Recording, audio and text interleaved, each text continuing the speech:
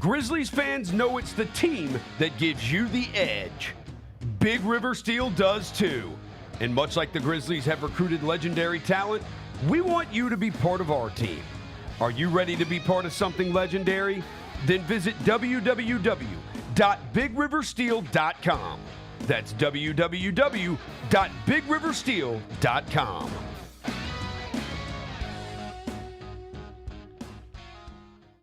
Kroger shoppers and Grizz fans. Want exclusive last-minute discounted ticket deals texted straight to you? Sign up with the new Kroger Buzzer Beater deal. Fans can sign up by texting Grizz to 636-479 or visit your local Kroger store in the Delta Division and scan the QR code. By signing up, you agree to receive recurring automated promotional and personalized marketing text messages from the Memphis Grizzlies. Consent is not a condition of any purchase. Message frequency varies. Message and data rates may apply. Thanks for showing up, Memphis. Nothing compares to catching your Grizzlies IRL. And that all starts with buying tickets at Ticketmaster, the official ticket marketplace of the Memphis Grizzlies and the NBA. Ticketmaster gets you to the game so you can catch every highlight. Put that jersey collection to use for the next game and get Grizzlies tickets at Ticketmaster. Whether they're here at FedEx Forum or on the road, Ticketmaster's got your back when it comes to scoring tickets. And there's no better brag than saying you saw it live.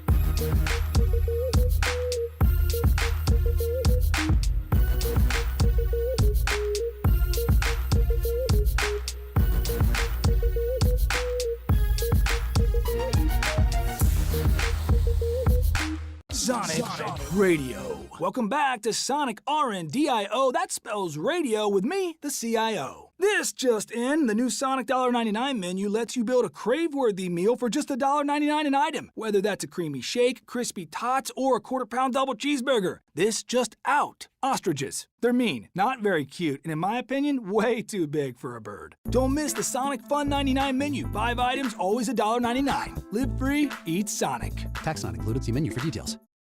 Own the 2025-26 Grizzlies season with the 10-game Flex Pack, the ultimate way to catch all the action on your terms. Choose your favorite matchups from intense rivalries to weekend thrillers and customize your pack to fit your schedule. With 10 games to pick, you'll never miss the moments that matter most. Visit Grizzlies.com/packs today to build your perfect ticket pack and cheer on the Grizzlies your way. It's your team, your season, and your schedule. So don't miss out. Grizz Nation, Friday night just got a whole lot better. Introducing Buckets and Brews, the ultimate way to tip off your weekend. Every Friday this season, grab a terrace-level ticket to the Grizz game and 2 12-ounce Miller Lights for just $55. Get great seats, cold brews, and Grizzlies basketball. It's everything you need to start your weekend off right. So get the deal that's too cold to hold. Go to Grizzlies.com/Friday to lock in your tickets today. Memphis. Monday Night Raw returns with non-stop action, unmatched energy, and the superstars you love.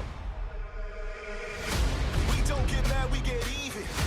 We don't go home till we beat them. This is our time, we ain't leaving. Give me the crown undefeated. Witness the moments you'll never forget. Monday Night Raw, Memphis. Monday, February 16th. Tickets and ringsider packages on sale next Friday. Jeff Dunham, Artificial Intelligence, his all-new tour. Just a ham. You're the other white meat. How can you be so smart on one hand and so stupid on the other? Well, you're half of it. I realize I could have avoided all this years ago with one simple word. I do not. Silence! Don't miss a Memphis. Friday, April 10th, FedEx Forum. Tickets on sale Monday, September 29th at jeffdunham.com.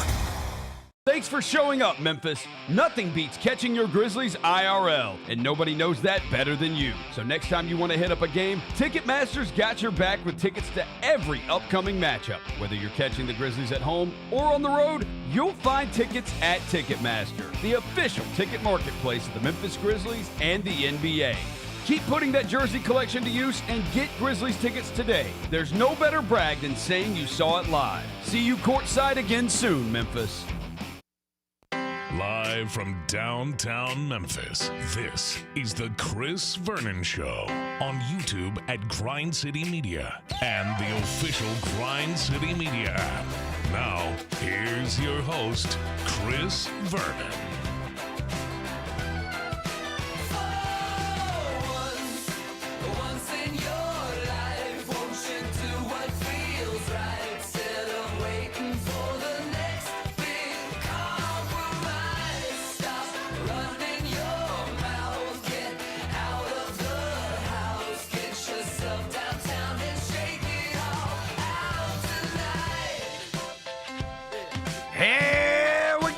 It's noon on GrindCityMedia.com. It's Chris Vernon Show. Welcome. It is a Tuesday, November 18th, 2025 edition of the show. Today on the show, big NBA night tonight with the Grizzlies playing against the San Antonio Spurs in a nationally televised game, which was expected to have Ja Morant versus Victor Wembanyama, and it won't have either of them. But the Grizzlies are going to be back in action tonight. Another NFL week concluded last evening. The Dallas Cowboys getting a rousing victory against the Raiders. With that, another conclusion of an NFL week, which means we'll have Roser's NFL notes.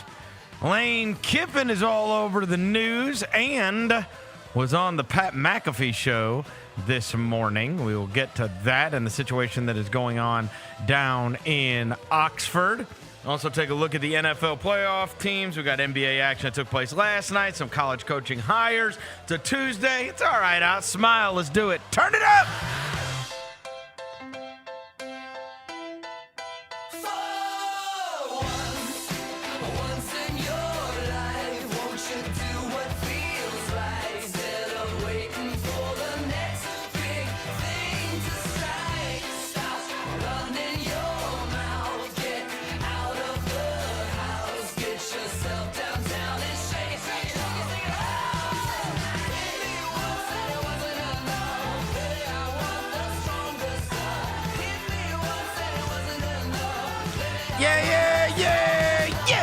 Hope everybody's having a good day. All right, bunch of stuff to get to on the show today, not the least of which is the Grizzlies are going to be in San Antonio trying to get a win over the Victor Wembanyama-less San Antonio Spurs. Before I get to anything, I welcome John Roser to the show. John Roser, a.k.a. the Cologne Ranger, the Body Spray Bandits in your sec. Johnny Backpole, Johnny Bearcat, the Grim Roser, John Asparagus, Johnny Nick Harp, John Lance. He's Yogi Roser. He's Dr. Thunder. He's John the Polluter. He's John Sweeney.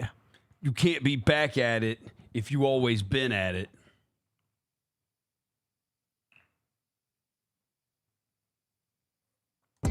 Devin Walker's here. He's the microphone mangler, Senor Quasadilla. Mr. Math, Navajo Joe. The reporter, the photographer, he's Sir Hiss.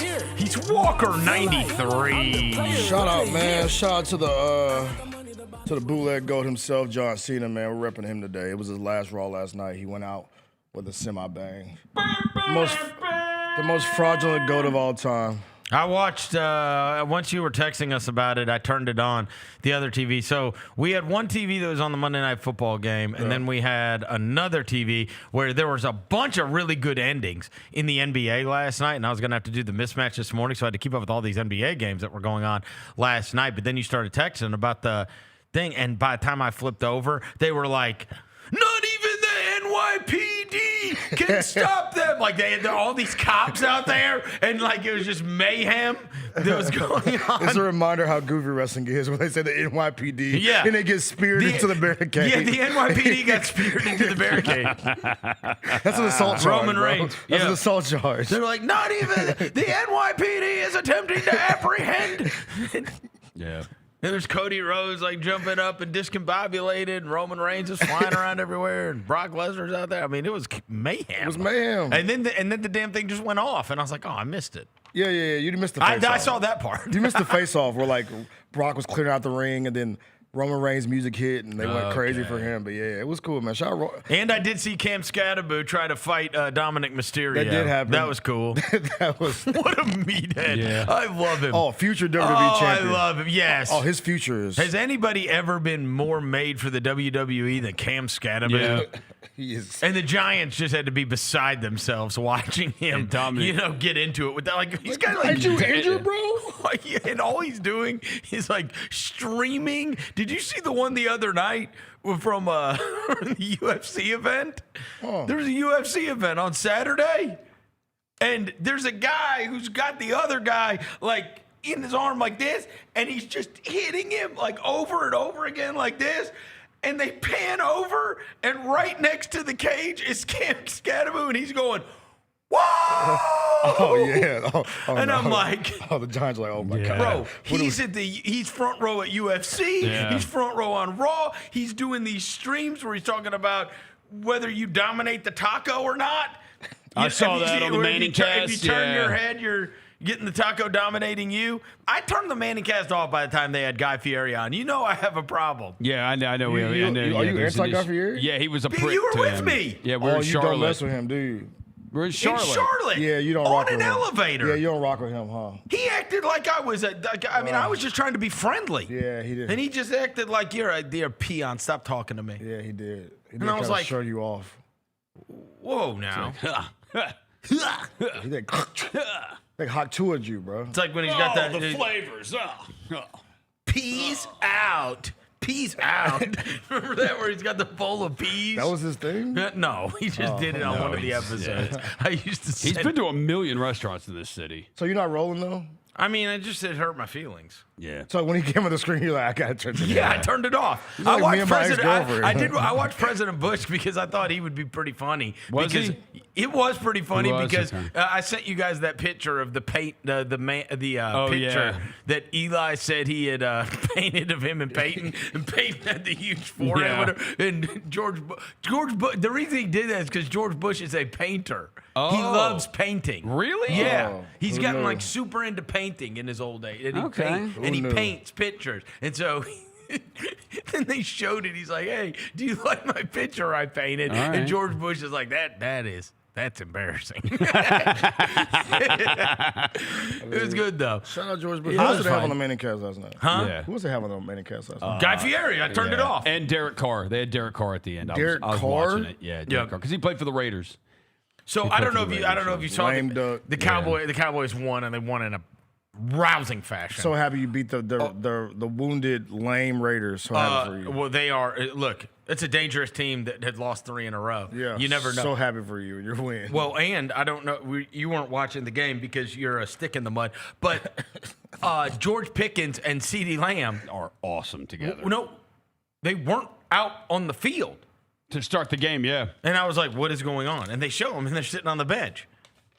And then we punted, and it was like, what is going on here? Oh, the first offensive drive? Yes. And they were held snap. out for the first drive. The rumor is they were out at the casino super late, which would make all the sense Makes in the sense, world. Yeah, I mean, Again, that and- might be a rumor, but like, we've been there. Video cameras would show it. Well, and they're everywhere. The and, others, they're big buddies. The idea if they went and had a big time while they were in Las Vegas, would that be the least bit shocking? And so Brian Schottenheimer was asked after the game why they were punished for the first series, whatever, and he was like, they missed some things. Yeah, That's all he said. So they probably everybody's like, overslept. okay, I've been there. They overslept and missed meetings this morning, probably. For sure. Or the night Yeah. before. Who knows? Yeah, you know. If Yeah. there It's was a Vegas, bro. curfew, It's if there was a curfew, who knows? Honestly, they probably thought it was like 11 o'clock at night. And Well, they looked down and they were like, oh, man, it's Been 4 there. a.m. That can happen and there. then Pickens came out and was 9 catches for 144 yards and a touchdown. Yeah. And CD should have had 2 touchdowns. He dropped the last He one. did drop the But he last had one, 5 yeah. for 66 yards. So, I mean, they had 200-something yards and multiple touchdowns combined. They were So fine. you- they you were turned fine. off the Brian minute- Schottenheimer was like hugging them. So that last one that CD dropped, Yeah. it was like the 4th and Right. 3 or 4th and 1 or whatever. Derek Carr on the Manning cast, he was rooting for the Cowboys to send out Brandon Aubrey because he needed him for fantasy reasons. Oh. yeah, so he wanted the Cowboys to kick a field goal. Yeah, That's funny. Hey, look, I'm so glad for now you're 4-5, bro. And one. 4-5-1. And So one. happy for you. Yeah, well, if you would have seen that defensive line, you'd feel different. You wouldn't be that happy for me. Because they were a menace last night. We'll see. Chucking people around. Quinnen Williams. Yeah, the Raiders' offensive line is terrible. We'll find out. Okay. We'll find out if it's #real. Yeah, well, it might be. It might be, dude. It really, it might be. Hey, well, we play the Eagles on Sunday. I know. It Ain't might scared. be. Ain't You scared. shouldn't be. You got to score 17 to beat them. I mean, they're 8-2. I know. Good luck. They're 8-2. Scoring 17 isn't easy against Yeah, them. their defense is but- legit, bro. Yeah, Last time y'all put, didn't Carter get thrown up? Wasn't again? wasn't the greatest week for them to lose Lane Johnson either, huh? No. Yeah, right before you're facing the great Kenny Clark and Quinnen Williams. They really do have some It could be serious one of those defense. things They that have they some just- serious defensive linemen They now. just push so far up the middle that the edge. Oh. The streets are saying you need to get a Quinnen Williams jersey. I do need a 92. You need a 92 Williams Yes, jersey. I need a Quinnen Williams jersey. You're right. 92 Good point. Williams is a great All right, jersey. I'll be on Fanatics this afternoon. Elite jersey matchup too. Yeah, it was an elite jersey I matchup. did see Anyway, the jersey match. It was a good jersey matchup for sure. I mean, and I I miss the think Chargers. Ashton Genty had like 1 yard. He is little. You call him little, bro. Like he does. He looks small. I bet you want to say it to his face. When would he be around? When would I be I around? don't know. That's why I said it. That's a good point. All right. I mean, he might say it to his face. Yeah, it be depends like, on how you- little he is. It doesn't mean he's not going to be good one day, Rose but is he's not just gonna like. be good. and he just this doesn't guy's look- got a good demeanor too. You probably can say it to him. He did have what six carries for 7 yards. Yeah. How many yards? 6 carries for 7 Oh, yards. Quinnen Williams. Anyways, watching that game last night, then I was watching a bunch of the NBA games because, as I said, we were recording the mismatch this morning, and there was a bunch of them that went down to the wire. One of the things that we have talked about throughout this year, especially regarding the Grizzlies, and this is, we've joked about which comes first, the chicken or the egg, the chemistry or the success. And I said, as I've said many times, can we try one of them? Like, either these teams that have like the good vibes, though, buddy, you see it.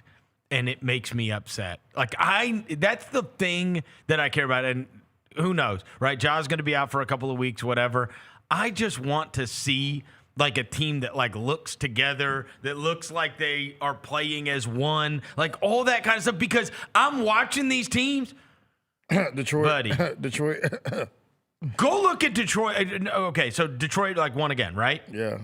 By the way, the Pacers had Nembhard, Siakam, Matherin, McConnell. They're all back. Yeah, they came back. Yeah. Yeah. Now go look at the Pistons lineup last night. They didn't have Cade. They didn't have Thompson. They didn't have Ivy. They didn't have Tobias. Nope. They didn't have. I mean, It was Dennis Jenkins and them. It was Dennis unbelievable. And then Jalen Duren was bringing the rock up. It was so the starting files was Dennis Jenkins, Jalen Duren, Ron Holland, Isaiah Stewart, and Duncan Robinson. And then the other one, Javonte Green came off the and bench. this one bothered me to no end, especially because, look, it's just piling on with all of the – every time I pull up social media, one of these Grizzlies accounts is posting, Thomas Isolo is 1-18 against five, right? That's what I say every time. And seriously, I know his record against good teams, okay? But it hit me again last night. So think about this. I don't want to get to a dark place. We got a game. We're here. Let's talk about it. Yeah, why are we? Okay, because I'm watching last night, and one of the games I'm watching, at first I'm watching, and JB's got this team like they are cracked. Then I flip over to Toronto. These guys love each other. Darko's giving out a chain in the locker room, whatever. I'm like, damn, bro, like. All these Grizzly former coaches, like, we got JB, Darko, and Taylor Jenkins. Oh, he's unemployed. Did you like the dog quote from somebody in the locker room about JB? Oh. Isaiah Stewart was like, yeah, our coach JB, he kind of falls behind us because we a bunch of dogs. JB a dog too. And I was like, oh, okay. We used to have. I mean, the Raptors team, you should see how much they like each other. Oh, they have some. I follow them on social media. They be vibing. Oh my God! And then he gives out this chain in the thing after every game. And my guy Matt Devlin is having the time of his life on this broadcast. I'm watching the end of their game last night, and Brandon Ingram hits a shot, and he's going, "The notorious BI3." That's what he calls him. That's kind of tough. The notorious BI3. That's tough. That's what he calls him. That's tough. That's good. The notorious BI3. Yeah. that's a hard one. And I was like, oh, Did he crank on somebody last night? Dude, yes. Yeah, he cranked on somebody. I said, ooh, boy. Yeah, the Raptors, I watched that game for a little while, and then I watched the Bulls-Nuggets, which came down to the very end, right? Very good. Yeah, and I just want to see, like, you see these teams that are bouncing around, they're high-fiving each other, they're like, they're in the mix, you know what I mean? Like, you can see it. You see their bench, you see whatever, and then, like, you watch us, and it's like, ugh, golly, negative aura. Negative aura, for sure. Hey, and it got to the point where everybody every day is posting, we just need good things to happen. Because I am so tired of seeing Isolo's record against good teams and also the old video of us walking out of the locker room going. They're like, remember these vibes? Yeah. Bring back these vibes. Yeah. Bring them back. I mean, it's like, that's when times were good. It was a while ago, bro. Then you got your big been a while. You got your big Memphis chain. You should have wore it today. There was a time around here for a little bit. Got put away until we deserve it. Yeah, we don't deserve the big Memphis chain right now. It's gonna get dusty. I mean, good grief, man. I just want some good stuff to happen, and hopefully, look, that is a different enterprise without Wembanyama. Yes. Oh, 1,000%. On defense and on both ends. Yes. Especially on defense, they're so bad without him on defense. They're like defensive numbers are like in the tank when he's not on the court. Unfortunately, I was talking to somebody yesterday, and they were like, I really think the Grizzlies, somebody told me this yesterday. They were like, I think the Grizzlies would have the best point guard rotation in the entire NBA. With John Morant, Ty Jerome, Scottie Pippen Jr., and Javon Small. He's like, and you have none of them. And I was like, yeah. Thanks for the reminder. Kind of the point. Yeah. Is he going to start Vince Williams at point guard tonight? Probably. Sure is. Probably. At least you don't have to do. I mean, you can still got De'Aaron dude. Fox. The Spurs don't have Wemby. They're beatable, even if they don't have. I mean, they know Stephon Castle. They're not. Oh, you don't like Vince Williams starting at the one? No, I don't either. But like the Spurs are not. The Spurs without Wemby are a freaking lottery team. So like, are they? Yeah, we don't know. I mean, you got Luke Cornett now. The only thing is Fox does get to kind of do what he wants to do now. Like if Wemby's there, like our best hope would be, hey, he just still wants to do what he does. You've seen our lineup, right? Wemby. You're saying Vince is going to start? Yeah. Okay. Yeah, I think he's going to start. All right. And I'm not saying our lineup's good. I'm just saying the Spurs isn't either. I hate to tell you, our lineup is a lottery team as well, Roser. Oh, I know. It's all first and second year players. Right. But like we could still win. Jaren's not a first and second year guy. Okay, that's one. The other four. Said Zach Edey. Yeah, Jalen. Vince is in his third year. Okay. And maybe Meshack. First year. It's the other one, right? Yeah. KCP off the bench, 11 years. There you go, Vernon. I can't wait to see him and Harrison Barnes have a grudge match. Go band for band. We've been doing this for 20 years. KCP, Harrison Barnes, band for band. We've been doing this for 20 years.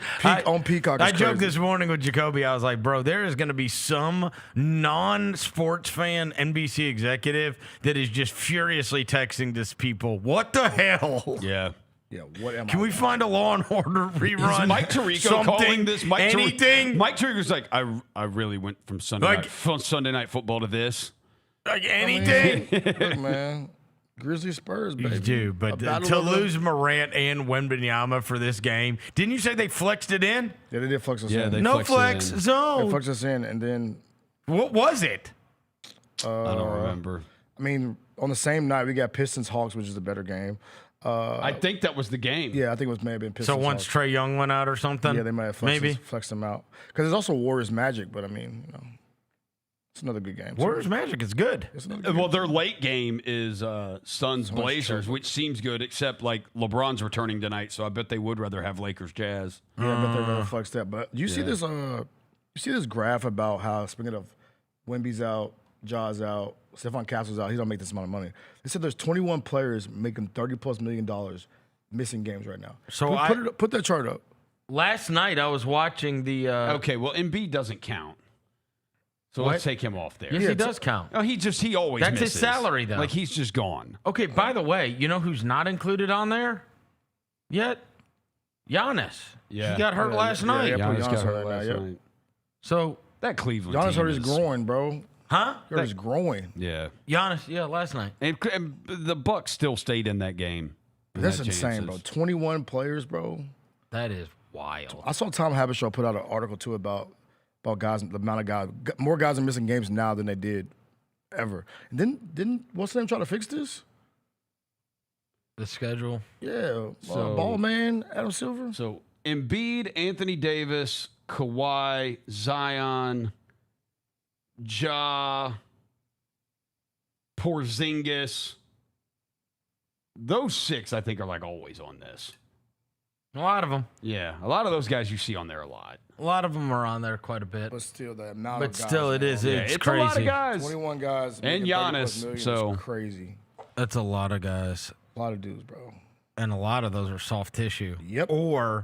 Or they are a function of soft tissue, right? Like, so I'm Halliburton and I had a busted calf and then I tore my Achilles, and obviously there's probably something going on with Tatum prior to his, and I mean, like, it's kind of wild to see. And look, we have already fell down to the soft tissue stuff already with 2 point guards, both Ty Jerome and John Moran. Yeah, bro, it's tough. Maybe our coach is onto something, and you just need the Roser. players to be able to pull it off. Roser. But like, it's like a baseball thing. Like Major League Baseball is like this now. The starter pitches, and the starters throw as hard as you can for like 3 innings, and then you're out. This is not baseball, dog. Basketball players play basketball, respectfully. Well, we're go headed play, that go way. hoop.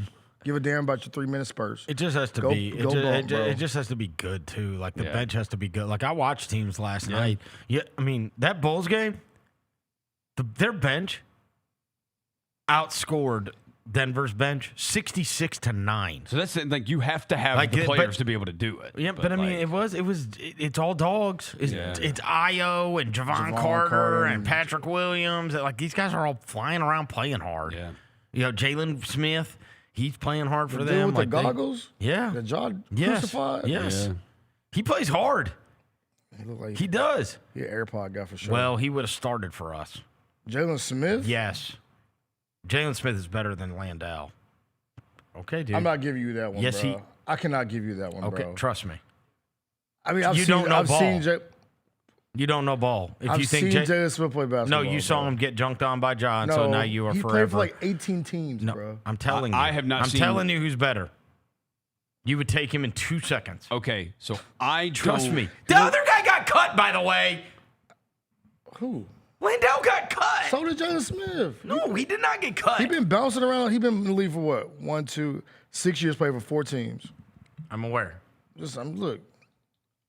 Well, one of those was not overseas, was it? Because Landale was overseas. I mean, he's from Australia, bro. No. He played his career overseas. That's where they originally got him, the Spurs. Jalen He was Smith. playing overseas. Just trust me. Dev, I will say you need don't have trust you. to be better than Jock Landale. He's the not bar saying is Jalen low. The Smith bar- is he can awesome. dunk. The bar I'm is, saying the guy can dunk. the bar is very low. I'm saying bro. the guy can dunk. The bar is. Also, I respect the goggles. Great. Wow, he looks like dude. He looks. No, he looks Seabass- awesome. He looked like Seabass from. Why is you put this? up a bird video? He looked like Seabass from SpongeBob, bro.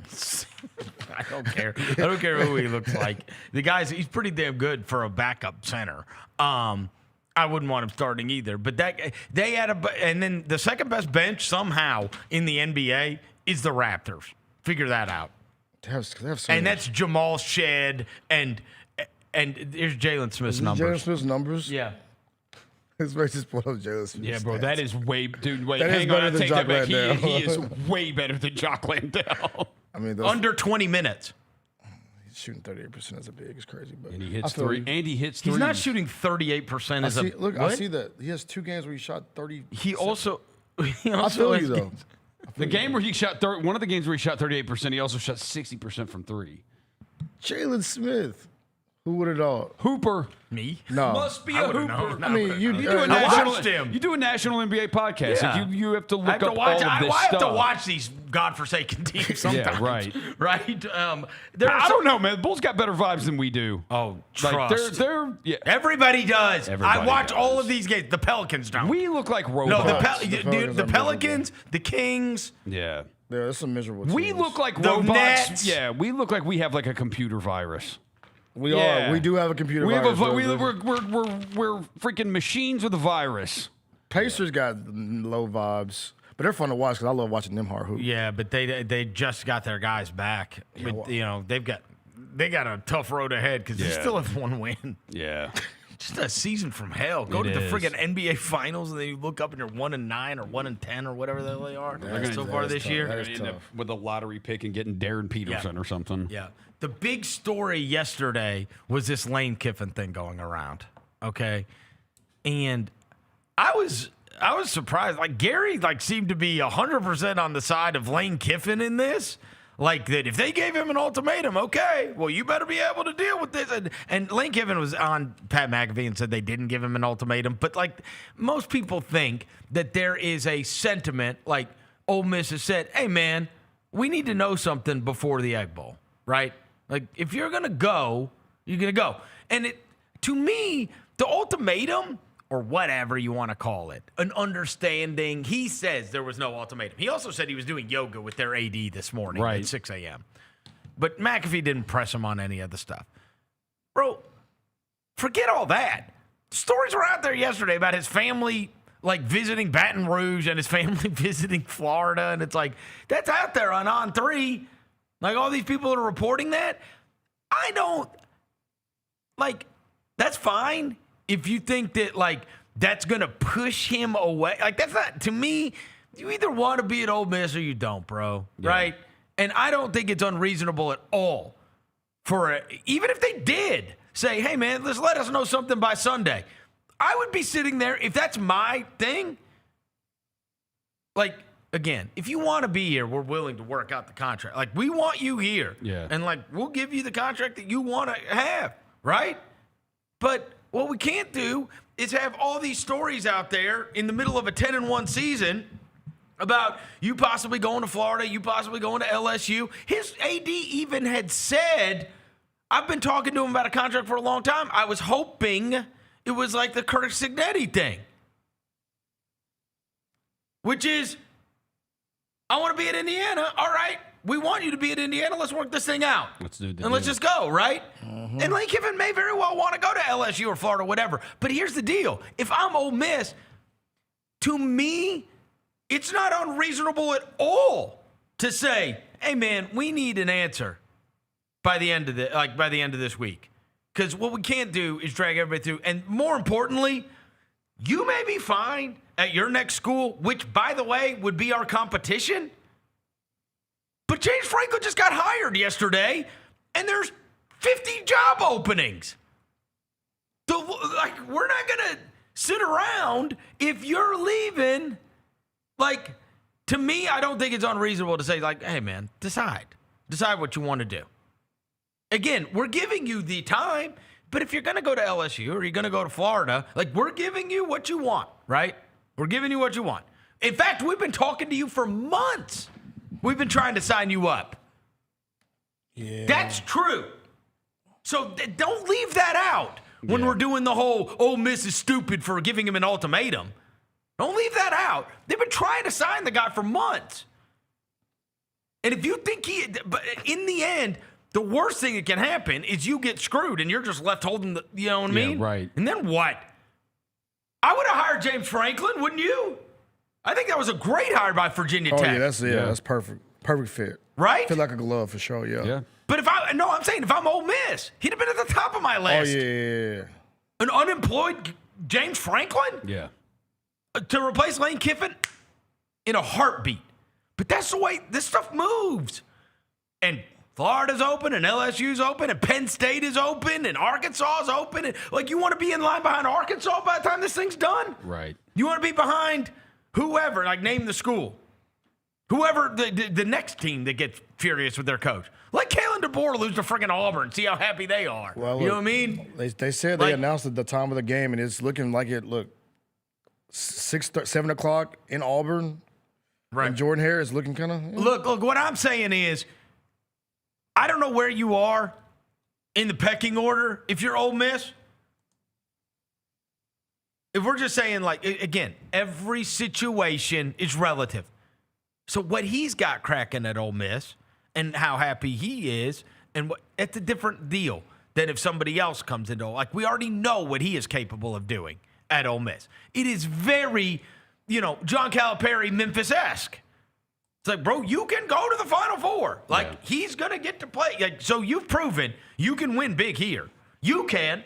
I don't know if everybody can, but you've proven you can win big there, right? Well, you look though at the let's just say it's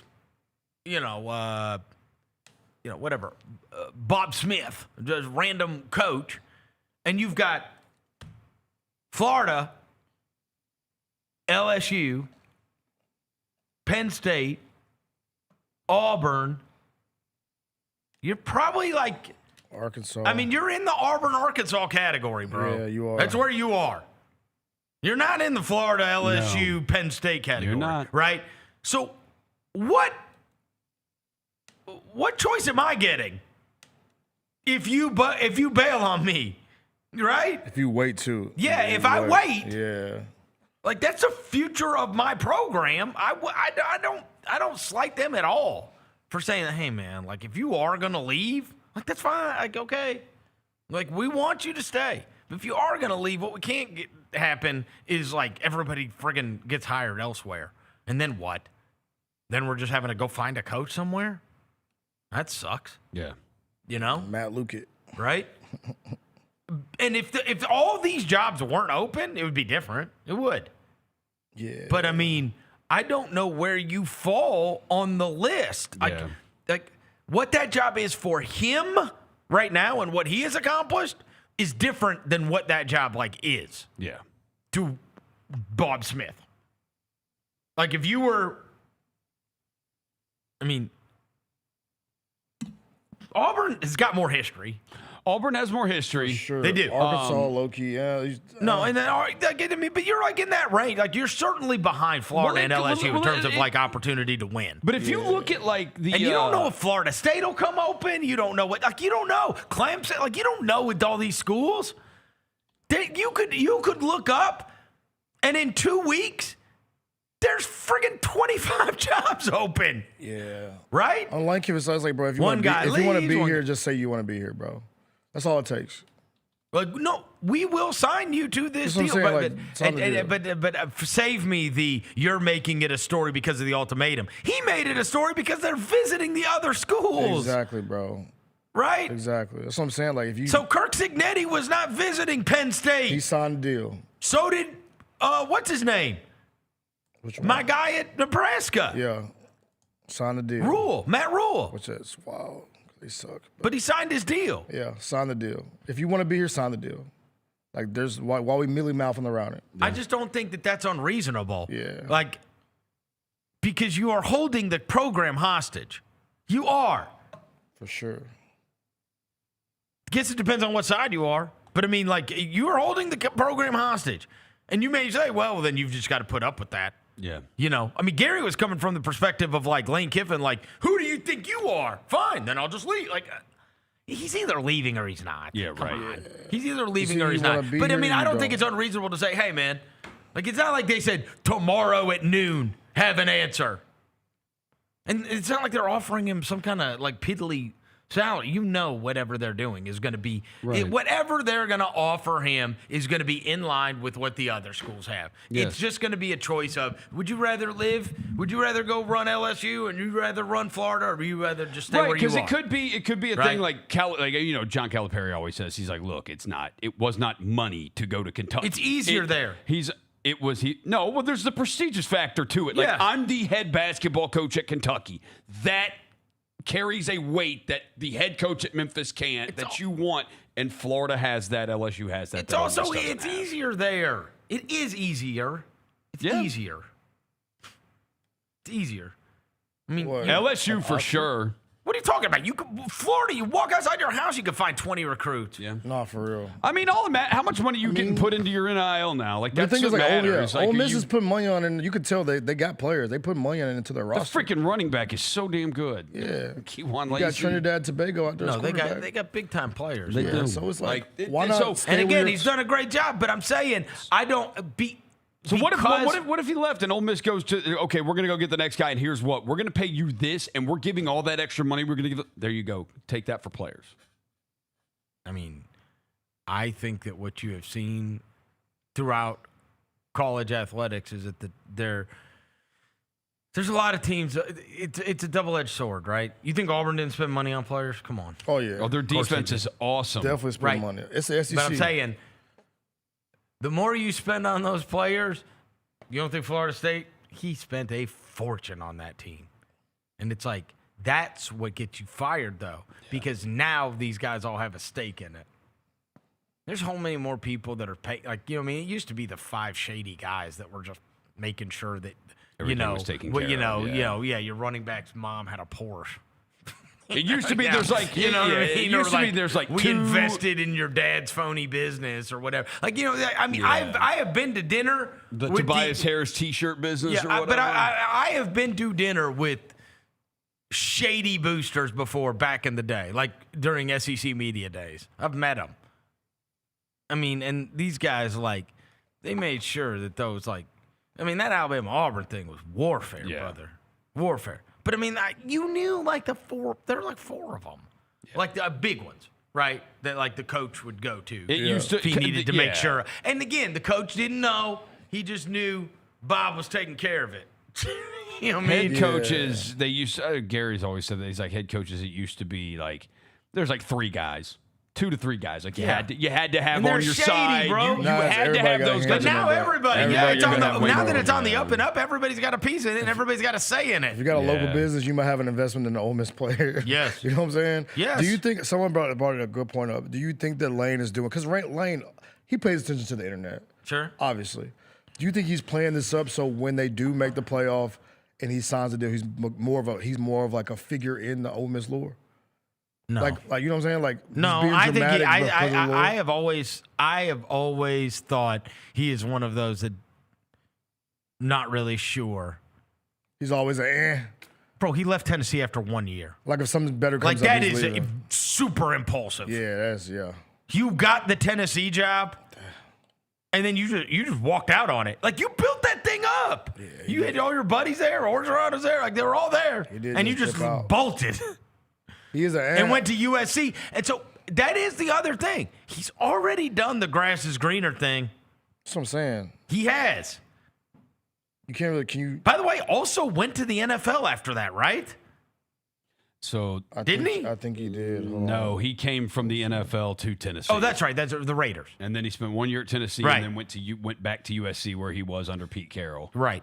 So he's done the grass is greener thing twice. He went to the NFL and USC. Yeah, he was the Raiders 07-08, then Tennessee for 2009, then SC for 3 years, then the OC at Bama. Yeah, he was at Florida Atlantic, and then I forgot he was at Florida Atlantic. So what happened with that?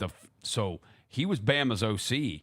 If you remember, I think it was before the national championship game, like a week or two before the national title game against Clemson, and I think Bama lost. Dude, they told him, Bama just told him go. Leave. Stop. Are you taking what job or what? Just you're gone. Go. And Steve Sarkisian stepped in and was Bama's OC for that game. What would be so they got Bama dealt with it there, and they were like, dude, just get out of here. Just hold it. Well, the other thing is like, I mean, I don't know. I've been one of those that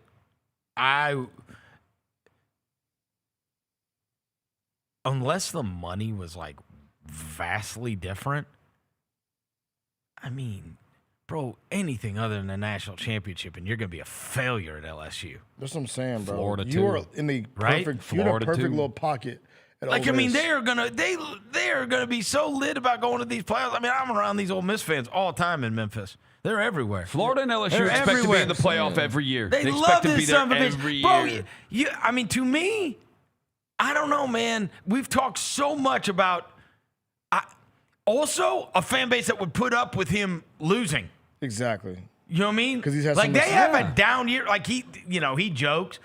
He says like, if you lose 1, you're out of the top 10. If you lose 2, you're out of the top 25. If you lose 3, you're fired. That's what he said on Pat McAfee today. Not there. No. Nah. Not there. Yes, and he brought up Brian Kelly. You're right. Brian Kelly did get fired. Right? He did. Quick.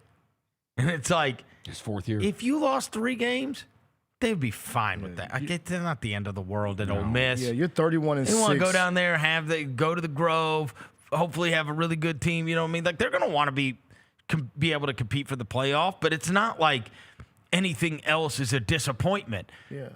I just don't. To me, I watch all of these guys getting fired and worried about their jobs. Like, the coaching has changed so dramatically, so quickly. Yeah. That's what I'd say. And, like, dude, you're going to have the years where you lose 3 games. And you're in a perfect that's place. happening. You're That's perfect going to place happen. that appreciates it. No right? matter what. You know what I'm saying? Because the expectations aren't even like, we're going to go to the playoff every year expectations. It's like, we just want to have a 10-win, 11-win season. There is And they're fine with that. Lane Kiffin, 100%. I am 100% certain. Lane Kiffin would not, A, be on the hot seat, or B, be fired for having 3 losses this year. I am 100% certain about that. He wouldn't. He would not be on the hot seat or fired if they would have lost. Yeah. 3 games this year. Brian Kelly did get fired. Yeah. I'm saying. You know what I mean? Kalen DeBoer, let him have a 3rd loss. Yeah, bro.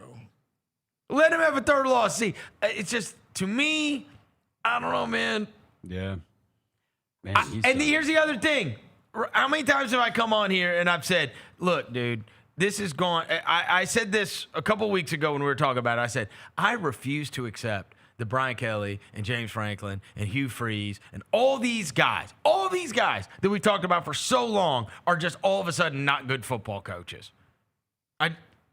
Things have gotten evened out. Maybe they're motivators, and really what matters now is strategy. I got it all. I got all that. But, like, all these guys were guys that we routinely accepted are good football coaches. And then I said to you guys, I said, look, who loves their coach? And we're going down the list. Bro, you're literally one of the ones. You're one of the ones. Yeah. Like, and we couldn't get to 10. We couldn't get to 10. Yeah.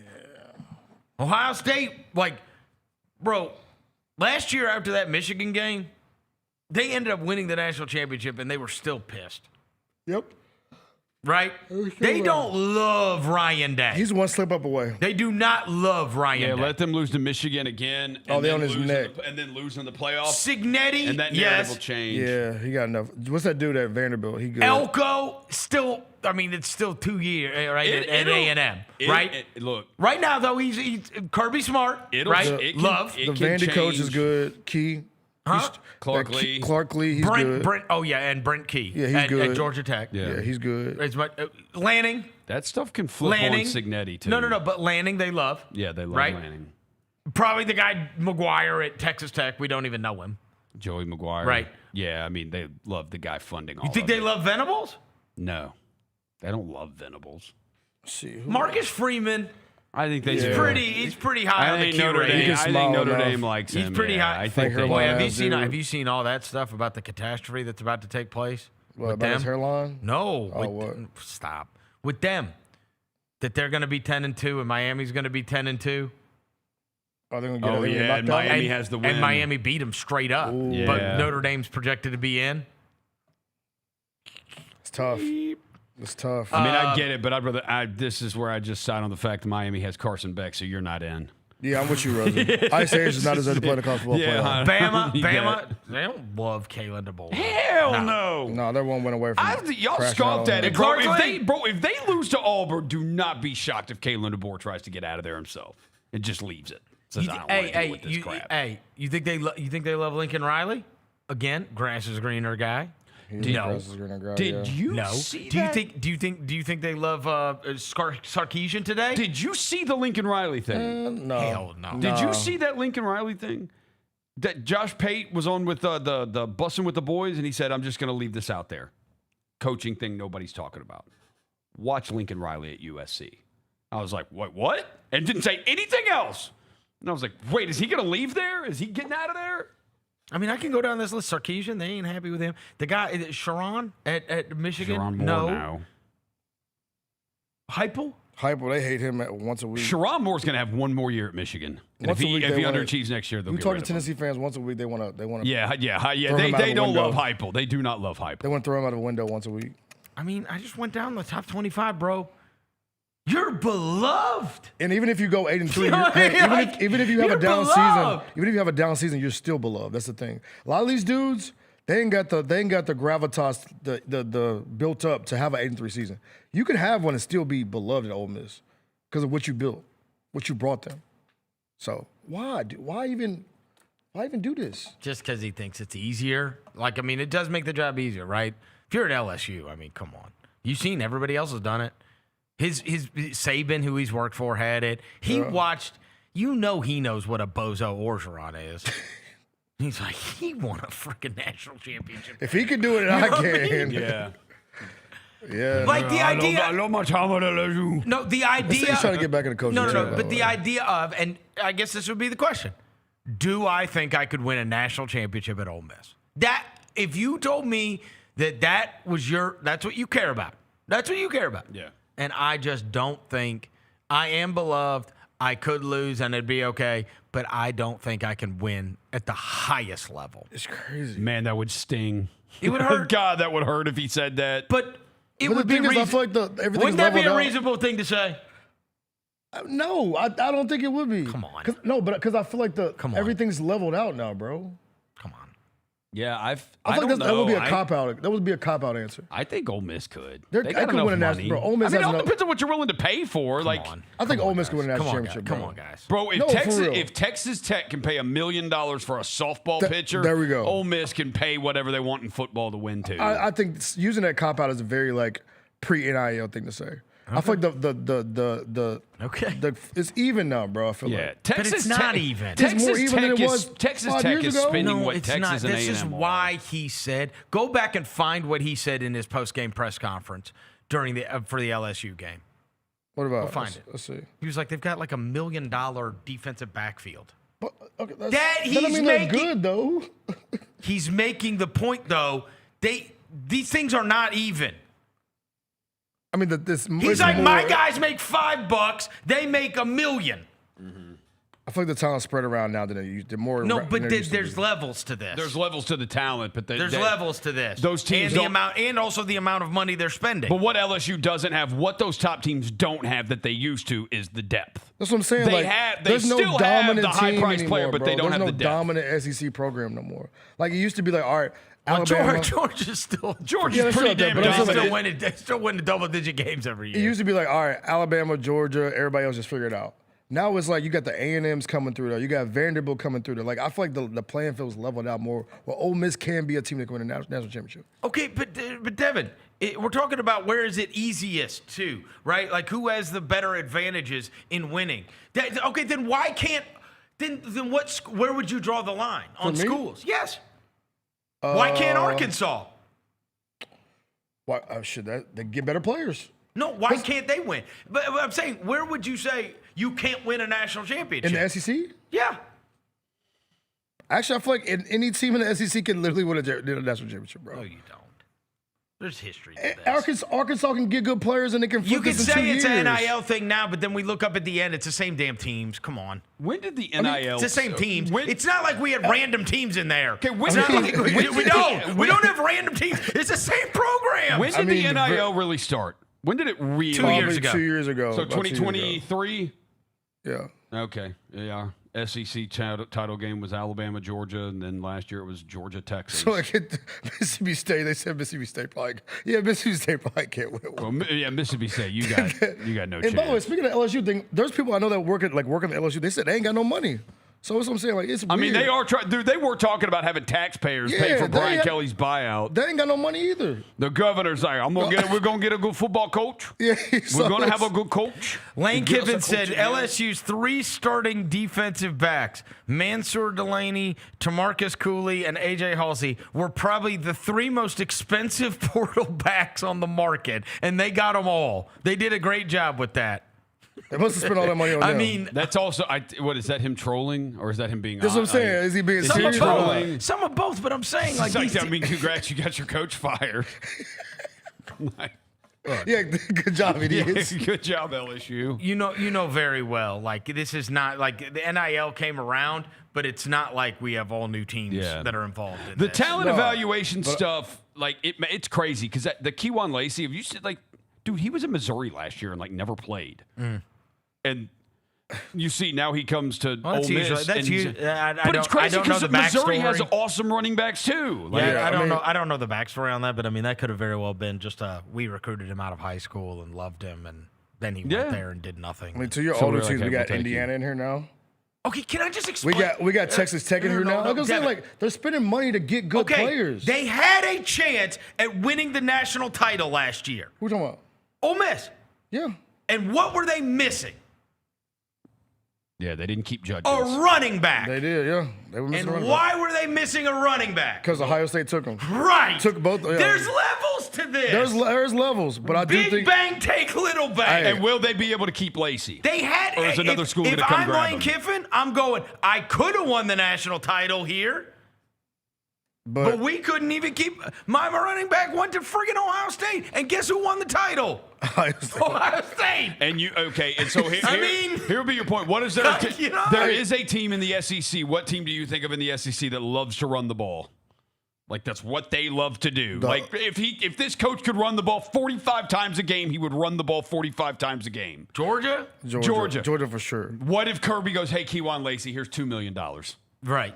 You know, like that's what can Ole Miss do? There is like they're still not on that level. Yeah. So can Indiana win a national championship? Do you think they can win a national championship? No, I actually don't think they can. You don't think they can? And I think there's going to be a limitation to it. You think in so? the end, the talent thing is. And just we'll the talent. see. Talent's always going to. We will see if that ever comes back with that big contract that Signetti got. I would love it. It'd be awesome, but that would be a win for strategy, not players. Yes. That would be like a guy is just like he's literally the greatest coach to ever walk the face of the earth if he wins a national championship because he does not have the NFL talent that is usually required. Like there is every year. You remember at the beginning of the year, I did that whole Bud Elliott's the blue chip rating. He tells you here are the teams that can win the national title. Here they are. By the way, Ole Miss was not one of them, but he said Ole Miss was close. Yeah. He said they're close to getting in there, though. But this is what he says. He says, these are the teams that can win the national title. Yeah. Every year. And it has, every year, stood the test of time. Yeah. Right? I mean, I think that is the element that the Ole Miss thing. And again, I don't know. It's like, same thing that Silverfield, right? Like, I mean, they have told me before, like, bro, we will never see Tony Pollard and Antonio Gibson and Darrell Henderson. Like, those guys will all get poached. And it's like, that did happen to Ole Miss. Say whatever you want about their money. That happened. Like, it actually happened. And they couldn't run the ball when they had to against Florida. And it's like, damn, bro. But if they had Junkins, they'd win this whole thing. Because they had them. But you know Ole Miss boosters that have said, bro, they ain't got money like those other boosters. But you do know that they said we should have paid him. Yeah, we should have done it. It was some people saying after the game we should have paid him his money. They could have. Yeah, after Ohio State won the title. Yeah, you could have paid him. You could have paid him his money. Y'all got the money. But I don't know. Quinshon Judkins wasn't going to stop Jackson Dart from vomiting all over himself. Yeah, that's exactly what he would have done because they wouldn't have been in friggin' 3rd and 8. Maybe. That guy was awesome.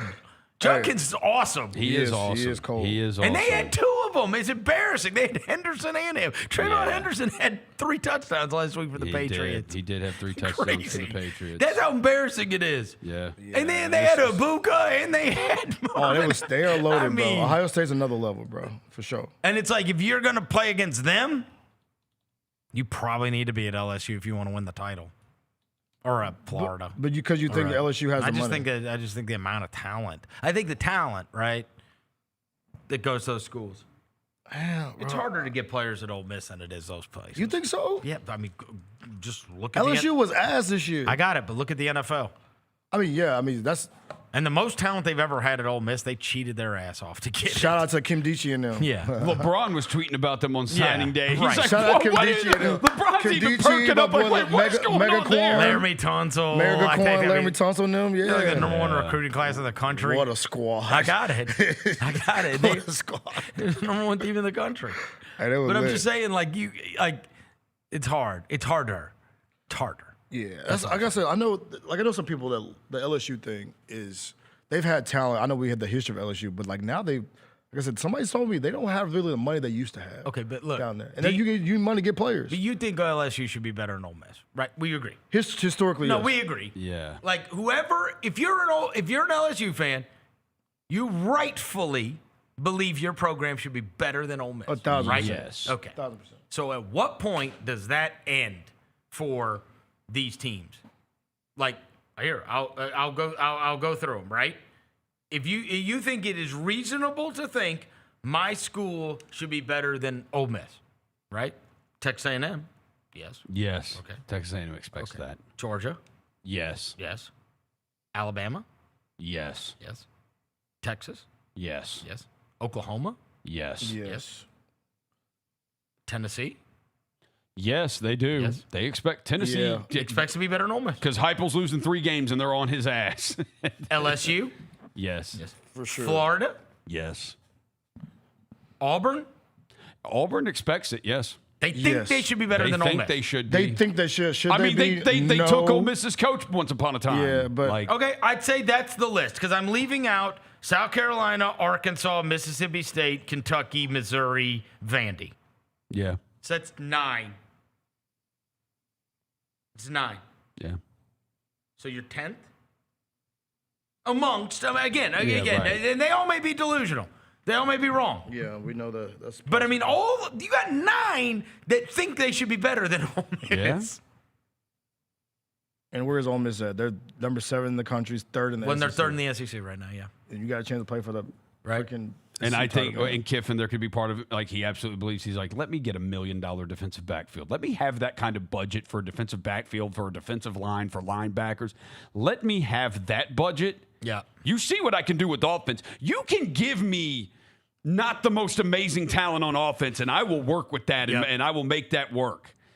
Like Chambliss is a Division II quarterback who's playing at Felix or Ferris State or whatever. Look, like, he turned him to a damn, I will make that work. Give me the money to get elite defensive talent and see what I can do. All right, let me find this thing I was looking for. Yeah, I mean, But their Ole Miss's defense has gotten better I'm not this saying, year. I'm not saying I get it. I also, man, right now, do you think Mike Norvell's happy? No. Hell no. No chance.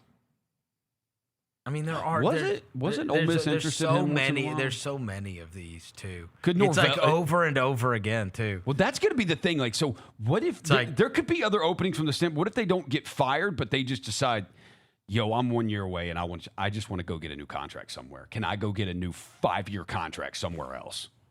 And let's just like a Norvell or somebody like that. Just I'm going to go start fresh somewhere. I'm just saying the grass is greener, guys. Do you think Kalen DeBoer had more fun at Washington or what he's having right now? You know that Joker's stressed out as hell. Yeah, bro. He ain't ever gonna be Nick Saban, and that's what he's gonna be. And Nick Saban's in a suite every damn game with his wife. Like, he's gonna be measured against it forever. Yeah. Brian Kelly left Notre Dame. That would be so. That would He be left Notre Dame for LSU. That would be then the interesting one, though. 3 years later, he goes. I mean, they say LSU, they say Louisiana. I think it's the most NFL talent per capita. Yeah, in the whole. And you've got East Texas right there too, and the Panhandle in Florida. Like it's all And you've right had there. bozos win titles. Les Miles and Ed Orgeron. So set Saban aside. Les Miles was eating grass on like a live television He was interview. eating Like, grass. I mean, And he's right. Yeah. And Orgeron is like a caveman. And he won the national you can championship. save on car insurance with Geico. It's unbelievable. Yeah, So bro, easy a caveman could do it. I feel like you could do it, bro. I don't know why. I just feel like you could do it in this new world we live in. The Bama thing's interesting because if like DeBoer just was like, dude, get me out of here. I think Lane Kiffin could handle that. The what? Bama. Like, he can handle it. I don't know if you want that monster. But, like, That's he's a real cool with monster down there. Saban. Like, he's cool. Like, they're cool. Hey, that's somebody set your house on fire. Yeah, they're It's all crazy. fun and They're jokes nuts. until your car on fire in the front of your yard. But yeah, bro. That's I just think the pressure. I don't think that everybody has adjusted to what this world is, what the new world is either. Though I also think that, and we talked about this, and Lane has talked about this even. It's this, like, years ago, it's figured out by the NCAA tournament, right? They have figured out a way to weight your schedule. So, right, we look up and we go, oh, geez, whoever. 30-4, Drake is playing 19-16 Michigan State in the 8-9 game. Right. And you're like, well, they figured it out. They haven't figured it out. In college football, we're still all living under the 1 loss, you're scared, 2 loss, you're out of it, 3 losses, you're fine. Like, really? And it's like, that has not been weighted yet. Yeah. And so everybody still lives in this old world of what is an acceptable amount of losses. But the truth is, like, when all these teams are expected to be good and all these teams are fighting for players, like, if you play 9 SEC games and you have 3 losses, that's not that bad. And that is way better than, like, look, I'm a Memphis fan. It is way more impressive for Texas to go whatever they'll go. What are they going to go? They're going to go 10-3? What are they? No, they're 7-3 right now, so 9-3, right? They play 12, right? Yeah. Texas's 9-3 is way more impressive than a Memphis 11-2. The Navy it might be 8-4 or 11 or 12 and or what 11-1. What about the What about 8-4? What if they're 8-4? Yeah, Texas. That's more on. Well, I mean, because they might be. But here's what I'm saying: we've looked at that in the past, and we've gone, hey, if that Big Ten team, Michigan State, that 19-16 team, if we put them in the AAC, it'd be 35-0 or whatever, right? 32-3. They don't even play. Like, there's nobody as bad as our best teams that they play against. Like, they're going to Purdue, and then they're going to Indiana, and then they're going to this, right? Like, the years when the Big Ten's cracking. And I'm saying they haven't figured that out yet. And that's why the Big Ten and the SEC are trying to expand the thing, get rid of the little guys, and split. If Memphis played Texas' schedule, it'd like 4 to 5 wins. Is what you're max. Yeah. Well, San Jose State, UTEP, Sam Houston. You're winning those 3. I agree. We beat Arkansas. 4. So that's 4. Whose schedule you looking at right now? Texas. At Oklahoma. Come on. Or no, Oklahoma's the Red River. At Florida. Maybe. At Ohio State. No. Stomped out. At Kentucky. We can beat Maybe. them. You might be able to win at Kentucky. At Mississippi State. Can beat them. Maybe. We've seen the compete with I mean, them it's before. not as bad as you think. Okay. Vandy at Georgia. Stomped out. We could compete with Vandy. I mean, it wouldn't be as bad as I thought. Just their schedule. The problem is, the difference is what Memphis doesn't have to do. We're relating it to what Memphis has had to do this year. Like, dude, you got to do this every week. This is every week. Every week. The next week, it's another one of these teams. The next week, it's another one and another one and another one. You know. Well, like Florida, the guy that got fired, he went at LSU, at Miami, Texas, at Texas A&M. That was 4. Yeah, we're not winning those games. No. But that's the guy that got fired. That's 4 games in a row. Right. Yeah. It's a murderer's row, Right. boy. God. He came out of that joint on the other side barely. No, he didn't. He's gone. Yeah, Billy he's Napier's gone. Yeah. But he's probably gone. And then... So what am I supposed to do, bro? Then played Mississippi State, then turned around and played Georgia. I mean, God bless, bro. LSU. By the way, LSU. This is when they played them. LSU was number 3, Miami was number 4, Texas was number 9, Texas A&M was number 5, Georgia was number 5, Ole Miss was number 7. That's Florida's schedule this year. It's insane. I mean, who is winning? Insane. Who is winning with that? You better find. It's a murderer's row, man. Nah, that is for real, bro. I think it's like the second year in a row they've had the toughest schedule in the country. Oh, Like it's like, dude, Billy Napier, and you see Billy Napier. he had no chance. He's been at Georgia's practices. Really? 'Cause you know Kirby after the game yeah. gave him said like that's a good coach who had, and this is a tough league. Bro, that's wild. Ole Miss fans that texted me yesterday thought of LSU. They didn't think Florida. Really? No, I don't know. The LSU I don't thing know is- what it's I don't know what that means. It's just interesting because what do y'all think kids still pick schools based on prestige still? Or they just go where they can? I think prestige matters because if And you I look also- at recruiting classes, Yeah. it's still the time. I mean, Like it's USC, still they the say who's USC who. is number one right now. I think winning national titles and going to the NFL. 2026 college recruiting. Would you say that? Yeah, I think so. Okay, well, they offer infinitely more in that department. Playoffs. Team rankings for 2026: USC, Georgia, Oregon, Notre Dame, Alabama, Ohio State, Yeah, Texas so A&M, it's the same, Texas, Tennessee, Miami are your top 10 right Same now. ones. But then Texas Tech's gonna come out. Well, and that's because top row. LSU lost their guys. Yeah.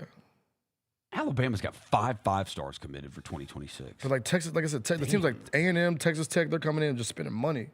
And just buying dudes. Oklahoma, too. Oklahoma just buying dudes. Yeah. Like, it's just interesting. LSU's got super history, though. And they've No, also, they do. look at all the pros. Yeah, they got So- hella I pros. mean, if you're a receiver, It's like a Kentucky guard. There's a running joke on this show. We'd look up at some dude in the I know. NFL would It's score either touchdowns Miami over or- Miami or LSU. We're like, who the hell is that Those guy? are top players in football right now. Where's Maryland, bro? What they spend on Zion? Oh, he is from Baltimore, huh? Houston getting the top player? wow. Look at the Vols. That's pretty See, sad. it's spread out now, right? Yeah, but it's still it's- all like it's the all- blue It's all blue power bloods. programs. Look, It's like Syracuse got one. Yeah, BYU you get a got random one. guy here and there. BYU got two. Alabama's got a bunch of those dudes. It's kind of interesting Same because with Notre Dame. Florida State, Florida Notre State. Dame. Tennessee's had a few in there. A&M, I mean, yeah. So it's kind of interesting, like where it's still the power programs, but it's spaced out now. Yeah, there was a point Yeah, you would don't look get at. to, you don't get to have the 5 best receivers. It used to be like there'd be like 25 5-stars a year, and it would be like All Alabama. Ohio State has 5, Bama has 5, Georgia has 5. Like that's It's just interesting to see this. Not I would say like the spread out. And you know what saddened me this morning too? I love that quarterback at Arizona State. I think he's a dog. Levitt. And they say he's on the market. Oh, he's different, bro. Come on now, get your money on. you But know that who sucks. They played in the playoff. Go get some They money. played in the playoff last year. Look right? at those rankings. And Kenny's going to lose him. And he has like an amazing. And it's like- he got Hunter Tyson as a receiver who's cold as a mother. And he was already at Michigan State, right? That's where he got him. Yeah. He got him from Michigan State. It's like, dude. Levitt, yeah. I mean, geez Louise. You don't think if you're LSU, like you go and grab him or the kid from North Texas or one of the man. One of those schools Right. is. Look at that. Wait, Jalen, hold put on. those players back up again. These are recruiting. These are the players, right, for 2026. Mm-hmm. There's a school you don't see on there? The top program, Yeah. Indiana. No. Oh, Bama? No, they're on there. there they are. Yeah, they're on there. Jordan Tyson's the dude. I don't know. Who? The school who doesn't operate in the transfer portal. Oh, Clemson. Oh, God. This is just recruiting rankings. These are Oh, incoming kids- freshmen, and they ain't got Kids any ain't of going. them. Kids ain't going to Clemson no more, bro. And they don't do the portal. That's what I'm saying, And bro. he's That's what- dude, they're projected to have like 3 or 4 of those dudes There's off one, their there's defense. one, there's one. He's a 7'2" We got offensive one of them. tackle. But Clemson used He's to from have Charlotte, bro. Clemson was always up there, the top 50. You'd always find multiple guys going to Clemson. That's what I'm saying, bro. Like I think kids are now. They're not picking. They're not. They're just. They still decide to go to the power programs, but they're like you would see Clemson in there all the time. But you would see Clemson always top 50 players, dude. They'd have a bunch of them. And they're losing they're gonna have they're projected to have 3 guys go in the first round of the NFL draft on defense. Hey, by the way, you see, look at BYU sneaking in there like 6-7 times, bro. Yeah, BYU. They spending that They're money. ponying spending up. They spending money. Hey, it looks like they Yeah, got money. spending It looks money. like they got money well spent on DeBansta. Bro. God, I saw his highlights the other Bruh. night. I mean, that is the one good thing if our season goes to hell. This draft is crazy. Bro, This loaded. Boozer kid, him, Peterson. Yeah, the kid at Arkansas, that's amazing. That I saw people talking about. By the way, regarding our, we got a game tonight. Also, the Grizzlies have a game. I actually, when we talked about it last week, with Gary. I put it in my phone, and it popped up on my, what's it called today? Like my alerts or whatever for tonight. So tonight, while the Grizzlies and Spurs are going on, I think it starts before then, I got to flip on UT Martin versus Florida State. It is tonight. They're 23.5-point underdogs, by the way. Okay. Wait. Hold on, bro. UT Martin. UT Martin is the team that we talked about. You The weren't Eastern here. Bloc team. You weren't here. Oh, you weren't? You weren't here Friday. I was in Dude, they have all Eastern Europeans. And they beat the crap. They beat UNLV, the team we just lost to. Yeah. You talking about UT Martin, bro, and Look at their roster. 11 countries. Oh, bro, they really 11 countries. Oh, they did what Illinois did. Yeah. So, dude, they have players from 11 countries. They went and beat UNLV. Yeah. Then they went and won at Bradley by double digits. Yeah, they did 11. And now they have Florida State going tonight. This is crazy. I can't wait to see 11 countries. Yeah. The best player is Andrika Berkaromovic. Are we betting on them? Huh? We betting on UT Martin? I already did. Okay, all right. You already put the bet in? Who's the head coach at Martin? Yesterday. Who's the head coach at They Martin? got him from JUCO. Oh, It's a JUCO guy. See, look, he remixing the game, bro. I'm just going to try it. He remixing the game a little bit. But once we talked about it last week on the story, when we did that story last week, I was like, all right, I gotta mark that down just so I can. It's on. I guess it'll be on the ESPN app. It's at 6:00, so that gives me a little lead in before the what's it called? I'm gonna be watching UT Martin. Yeah, I want to see. I just want to see if it's. I saw this video on it. Ryan Hammer is the guy's name. And I saw this video on it, and it was like, UT Martin is for real, and what a crazy story this is. And then he showed them, and he's like, I watched them play, and they got 3 guys that, like, combined for 51 points. He's like, and they're tall, and they defend, and they're all good at basketball. And it's like, what is going on? They've been in academies for all their lives. I just want to see it. Yeah, they've been in the. It'd be hilarious if they beat Florida State. I mean, hell, they're a huge underdog. And look, I took you. Actually, it says here the line's down to 19.5. So I don't know, Roser. Oh, damn. I got it 23.5. Maybe listen with some line value, my guy. I remember I texted you. I said I didn't know what's the name retired from Florida State. Oh, Leonard I Hamilton. had no. I watched Florida State game the other day. I said, wait. Did he retire? Did he get fired? Or did he? Hold on, did you can? Yeah. I think it was a mutual parting of ways. That thing went super south. He's like some of those dudes, man. The NIL stuff happened, and he's like, all right. Yeah, he submitted his resignation. I mean, I am too old for this. I mean, they were 17-15 last year, and the year before they were 17-16. Damn, Leonard. Yeah.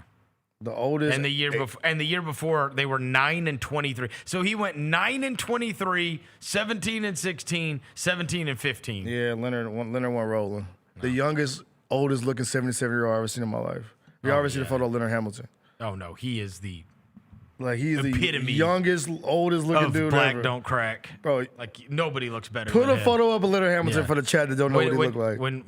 When every time they list his age, everybody is like, "What? I thought he's in his 50s." Yeah, it was 77, bro. Shout out Leonard, man. I need your face care routine, bro. I'm trying to look like you. Leonard Hamilton. I'm 77. I think he just gave up. He's like Tom Izzo and them. He's 77. Like, I'm not doing this. I'm not shit, sure. bro. I'm not paying kids money to come here, bro. No. Like, I'm not doing this. Shout out to him though. Yeah, it ended with a thud at Florida State. Look at that. That's 77 right there, y'all. It's unbelievable. 77, Milk Dud, for sure. Oh, they say he got sued by his players. Damn. Yeah, and Jalen just said in my headset, chill out on the Milk Dud. He's a bald guy, too. My bad, Milk Dud gang down there. Jalen part of Milk Dud gang. Yeah, he is. Yeah, you got to get the beard back, bro. I feel like you got the Milk Dud. You got to take a quick break. We're going to come back, and Roser's got his NFL notes on the other side. Chris Vernon Show. Let's face it. There's a lot of trash talk in basketball, but the great teams let their performance do the talking. Like Ford F-150 with Pro Power on board, a class-exclusive industry-first feature that turns your truck into a mobile generator and leaves the competition speechless. Ford F-150, official truck of the Grizzlies. Greatness starts here at your Mid-South Ford dealer. Class is full-size pickups under 8,500 pounds, GBWR. Nate Bargatze. Look, I say a lot of dumb stuff. I try to keep it in front of large groups. Seems to go better that way. Big Dome Eyes World Tour. When you say something dumb one-on-one, it's a lot for that person. I'll say it, then I can just feel that they feel the weight of my life on their shoulders. Tickets and info at NateBargatze.com. Don't miss the Big Dumb Eyes World Tour. Nate Bargatze. Calling all collectors! Topps NBA basketball trading cards are back. It's available in the Grizzlies Den by Fanatics and online at Topps.com. Rip into bold color parallels, electric inserts, relics, and autographed cards from today's biggest stars and the next-gen talent. Look out for rookie cards of Cooper Flagg and Dylan Harper, plus Grizzlies favorites John Morant, Jalen Wells, and so many more. You don't want to miss this drop. Grab your set before it's gone. Kroger shoppers and Grizz fans. Want exclusive last-minute discounted ticket deals texted straight to you? Sign up with the new Kroger Buzzer Beater deal. Fans can sign up by texting Grizz to 636-479 or visit your local Kroger store in the Delta Division and scan the QR code. By signing up, you agree to receive recurring automated promotional and personalized marketing text messages from the Memphis Grizzlies. Consent is not a condition of any purchase. Message frequency varies. Message and data rates may apply. Grizzlies fans, dunks, dimes, and no-looks are great on TV, but nothing compares to catching them IRL. And that starts with buying tickets at Ticketmaster, the official ticket marketplace of the Memphis Grizzlies and the NBA. Ticketmaster gets you to the game so you can catch every highlight in person. From seeing your favorite Grizzly stars up close to hearing the squeak of the sneakers on the hardwood. Put that jersey collection to use and get tickets at Ticketmaster. There's no better brag than saying you saw it live. See you courtside, Memphis.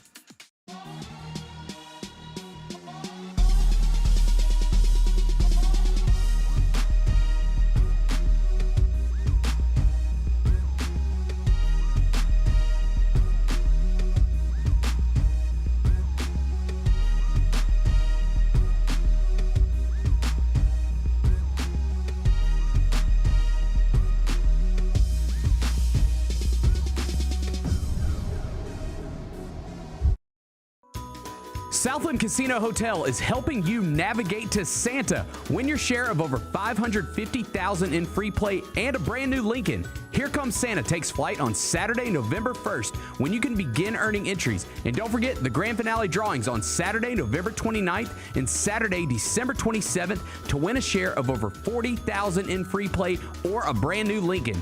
Win big during Here Comes Santa, only at Southland Casino Hotel.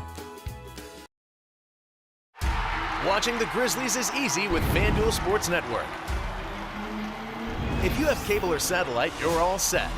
Find us on your channel lineup. You can also use your TV provider login to watch games on the FanDuel Sports Network app. No cable or satellite? Subscribe directly to FanDuel Sports Network online. You can also watch on Prime Video by adding a FanDuel Sports Network subscription. Not sure where to start? Visit FanDuelSportsNetwork.com to learn more.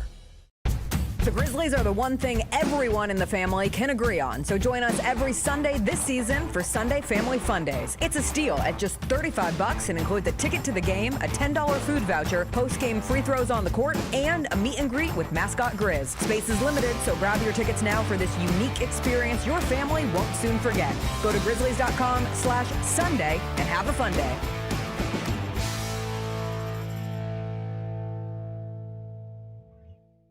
We are so excited to be joined in studio now by Memphis Hustle head coach Rob Santacola. How excited are you for this to all get started? Super excited. It's something that I think I've done for 20 plus years. So excited about that and just helping our group kind of progress. And it's been fun to watch. Tune in to the Jessica Benson Show with CJ Hurt live every weekday at 8 a.m. on YouTube at Grind City Media and the official Grind City Media app. Welcome back to the Chris Vernon Show on YouTube at Grind City Media and the official Grind City Media app. Now, back to your host, Chris Vernon.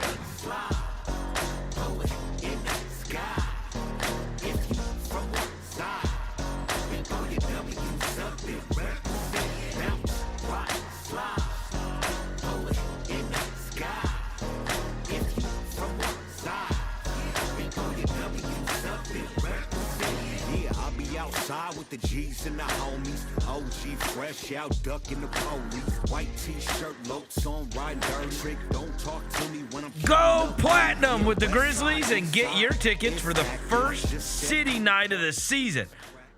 On Thursday, November 20th. That's 2 days away. When they take on the Sacramento Kings at 7 o'clock. Fans will also want to mark their calendar for Friday, December 5th versus the Clippers when the Grizzlies push play on their City Edition jerseys once more. And the first 5,000 in attendance receive City Edition sunglasses. Purchase your tickets today at Grizzlies.com/tickets. Grizzlies.com/tickets.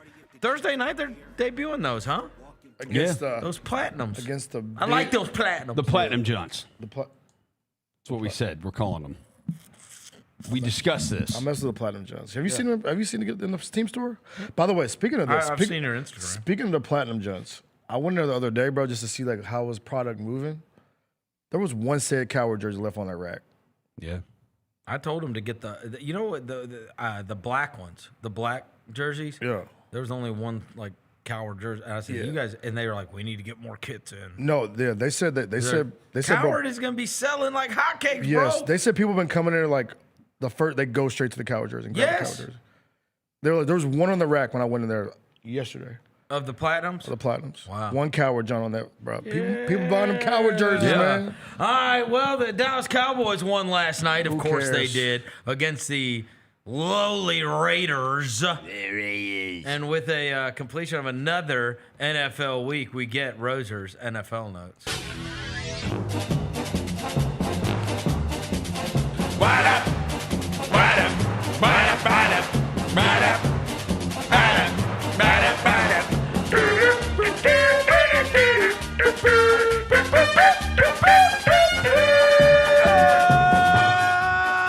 Okay. Week 11, I'm in heaven. Buffalo 44, Tampa Bay 32.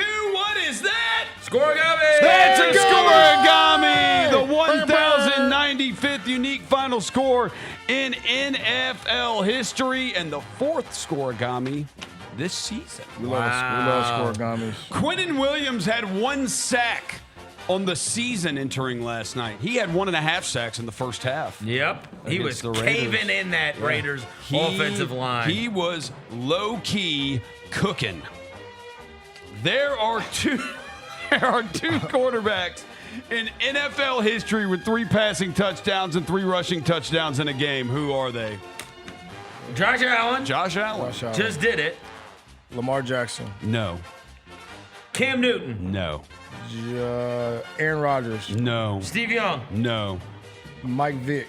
No. Was it a long time ago? Yes. Fran Tarkenton. No. Y.A. Tittle. No. Otto Graham. Otto Graham. It was Otto Graham. Let's go. Yes. Yes. The real OG. The real OG, Otto Graham. All right. Dev, what up? You got to pour one out for your guy Cam Newton. It's getting close. It's getting close.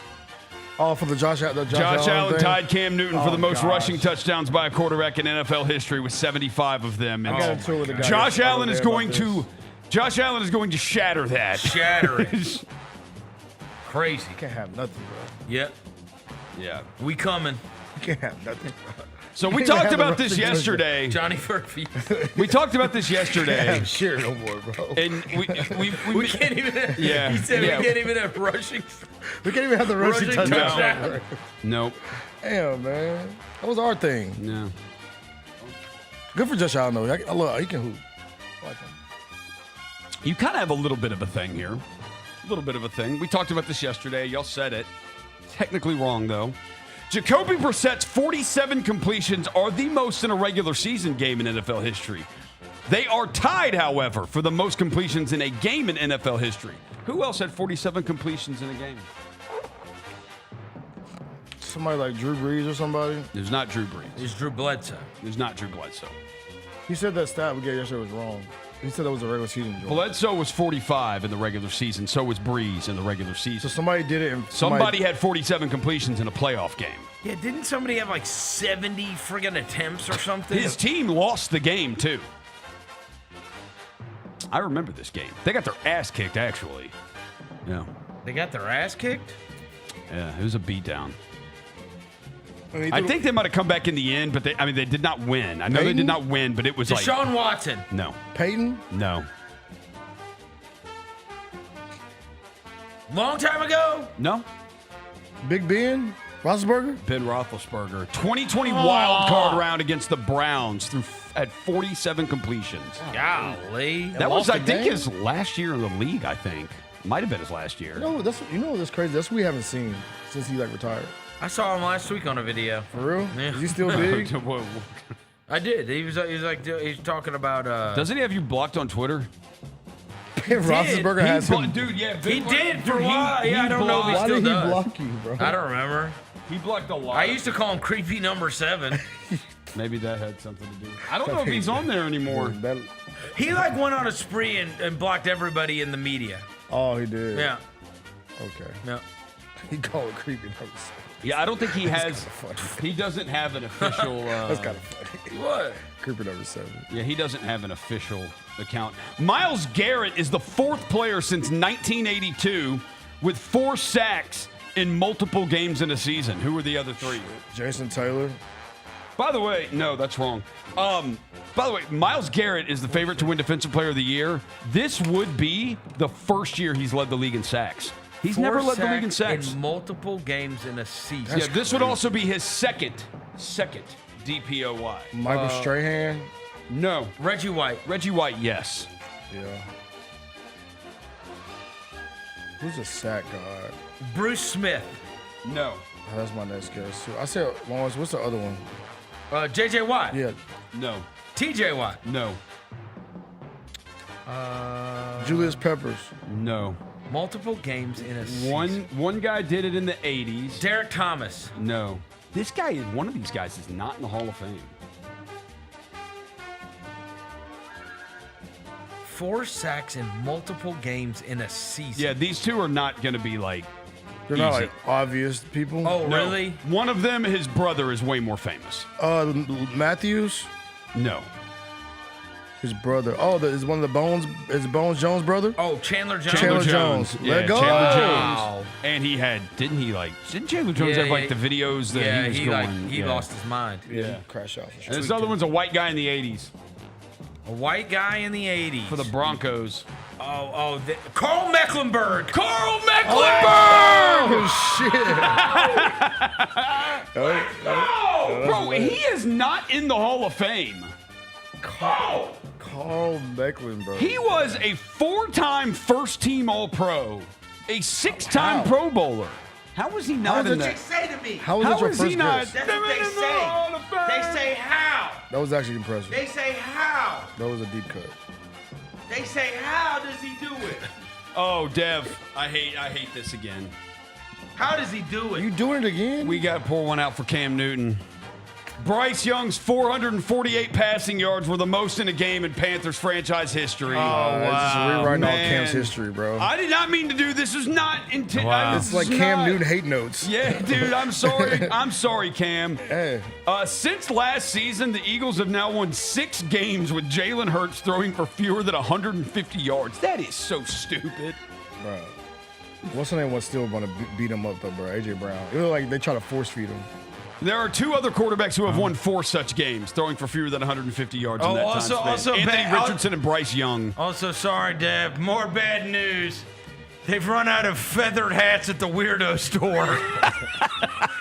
Sorry. What's wrong with you, bad bro? news for Cam Newton. What's wrong with you, bro? The trifecta, the triple crown. Feathered hats at the Weirdo store.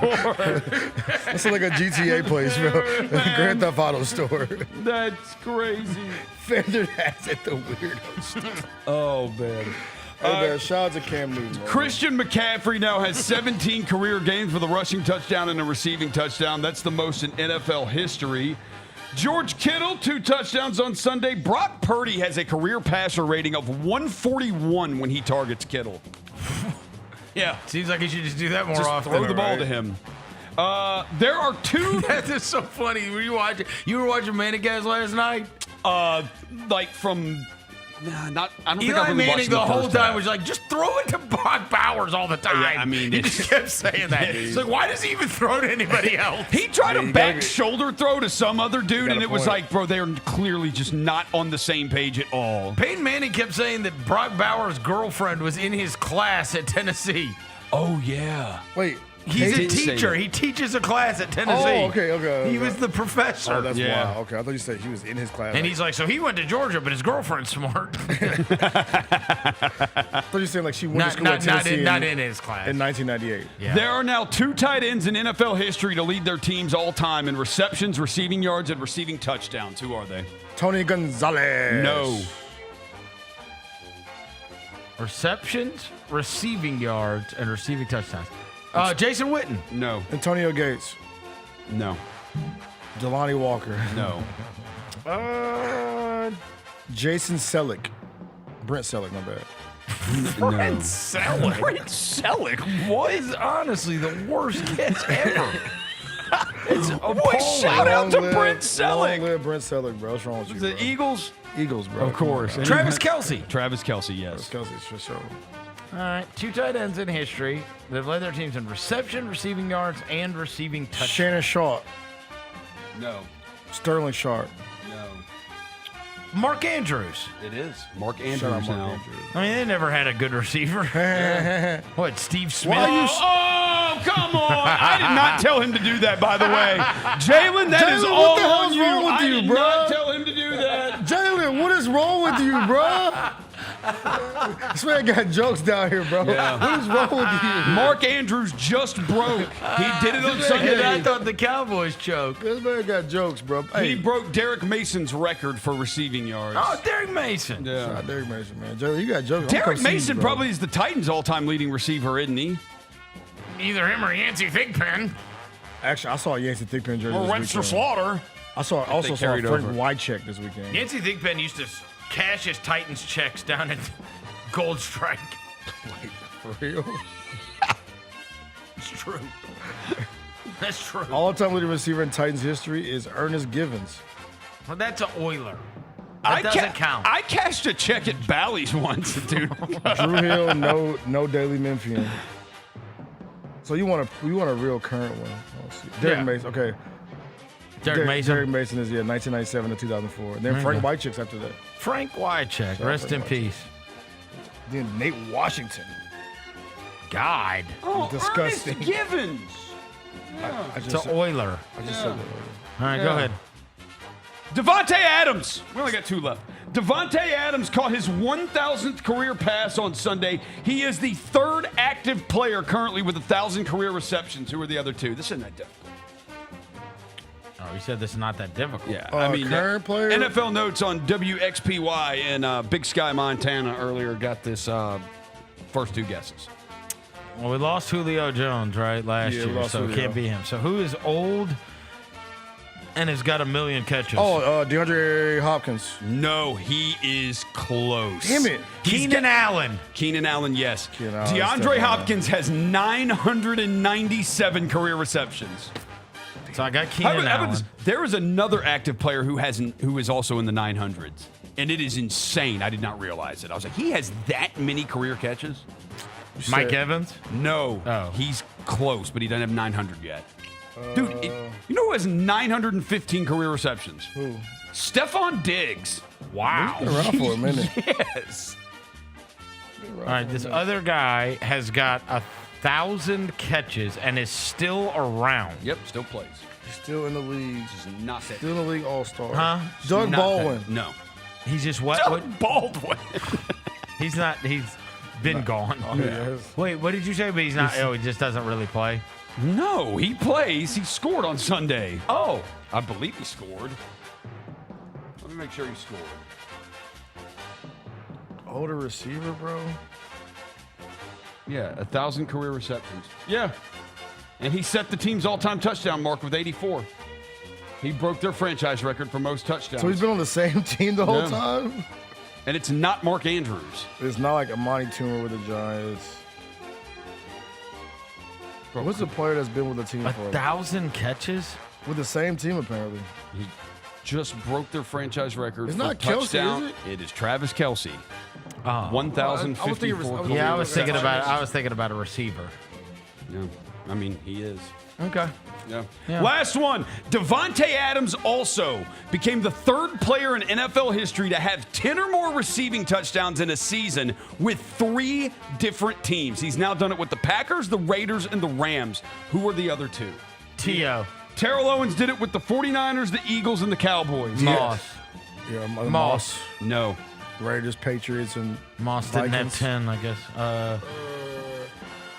3 different teams. Julio Steve Smith? No. This one's what? Sneaky. Like it's. I mean, I remember him doing this with 2 of the teams. I don't remember him doing it with his Anquan third Boldin? team. No, that's not a bad guess though. But it's kind of like in that vein. What? Yeah, maybe like around that. Like this guy was awesome for a time. Like he was Lee Evans. No, this guy was. I think we regard him better than Lee Evans. Okay. Let's see. Better than Lee Evans, but like not. Is he better than Anquan Boldin? I think his peak he was better than Anquan, but his peak he was probably a top 5 receiver in the league. He been 3 different teams. Yeah, his peak. Keyshawn Johnson. That's my guess. Keyshawn Johnson. Anquan Boldin. Would you ever say Anquan Boldin was at any point a top 5 receiver in the league? No. Okay, this guy I think was a top 5 receiver in the league at one point. Like he was. Keyshawn Johnson's my next guess. It's not Keyshawn. Cause I'm thinking like Ocho Cinco didn't do it. He didn't do it. Let's see who else we got. He had to have 10 with 3 different It teams. ain't Deshaun Jackson, is it? No, that's not a crazy guess either, though. This is Devontae Adams, and he had 10 with 3 different teams. And you say he was considered a top 5 receiver at his peak? 2, 3, 4. You think 5, so? 6, 7, 8. He had 8 seasons of over 1,000 yards receiving. Damn. 7 of them in a row. He's a hooper then. Was he? He had years of 102, 104, 101, 118, 100, and 109 receptions. Like, Brandon Cooks? Yeah, it ain't. Well, Michael? No. But like in that range? No. What? Michael Thomas was at one point I considered was a gonna top say 5 Michael receiver, Thomas. though. Yeah. He was. So, They only deal with one team. yeah. They're too little. They're too little. They're too little. I got y'all on You this said one. Brandon Cooks, so he's like, you were close. And then Nobody remembers him doing this for the third team. But this one year for the third team, his first year with them, he had 109 catches. He had 109 catches, 1,500 receiving yards, and 14 touchdowns. Golly. On the 3rd team he played for. This is gonna bother me when he says the answer, huh? Yeah. You don't remember. I mean, if I give That you the made first me 2 so teams, you get mad. it. It's easy. All right, then just give us the 3rd team. The Jets. Right? He did this for Right? the Jets? Bro. Jets receivers? Yeah, I got you. You got me on that one, bro. Oh, Brandon Marshall. Brandon Marshall. Yeah.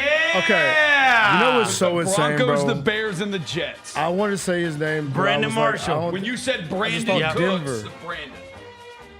Oh, snap. Yeah. Brandon Marshall. Brandon Marshall with the Broncos, he had 2009. He had 10 touchdowns, 1,100 yards receiving. With the Bears, he had He 2 screwed up seasons their whole of it. podcast thing, huh? He had 2 seasons of it, and then the The pivot stuff, yeah. Didn't he screw that up? Yeah, he thought he could go do his own thing, and I had like they're thriving. Fred Taylor, Chowder, and them, they thriving. Yeah. Brandon Marshall can't even find like a host no more. Yeah. He's done like different stuff. He showed up at WWE Raw last night. They had too. a good thing going. They had a good thing going Oh, for a minute, hey, right? Perfect. That Yeah. podcast was the thing. pivot, yeah. With Ryan Clark and all that. Yeah, He but now it's did- like didn't he do Inside the NFL for a little bit too on he Showtime? was back doing some NFL Network. That was just like his lower third. Interesting. When they put him up on Raw last night, NFL Network. it was like NFL Inside NFL some stuff. Oh. So, but he ruined that pivot I stuff. agree with you, Roser. He was probably one of the top 5 to 10. During his peak, Yeah. he was. I Yeah, agree. he had. Yeah, Where did he play in college? I don't Central even Florida. Since, I don't even remember that. Yeah. Yeah, Brandon Marshall. I'll be damned. bro. He was a dog, man. Yeah. Him and Cutler had something cracking with the Broncos. Yeah. Shout out and then Jay Josh Cutler. McDaniels came in there and traded both of them. He hated them. What a hater. Hey, Grizzlies tonight. I'm excited, bro. Grizzlies versus Spurs I'm tonight. excited. Chance Let's to get get a chance to get some positive mode, bro. Going into a big week because you got and look, Spurs, in the Kings, absence of Mavs. Wemby, maybe we'll get major performance out of the Edie Jackson front court. You know what I'm saying? Right?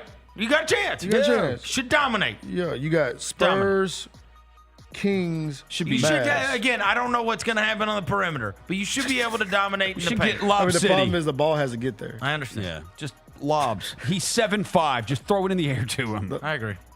Just throw it in the air. Yeah, like just throw it up there. I will say, I did almost take my shirt off in the bar when we saw the Jaren Edie pick and roll for the lob. I was like, more of that. More. Hopefully no grumpy Grizzly tomorrow. That's going to do it for today's show. Thanks to Devin Walker. Thanks to Rosa across the glass. Thanks to Jalen back in the studio. We'll be back tomorrow. Until then, Sneak Fest coming up next. We gone.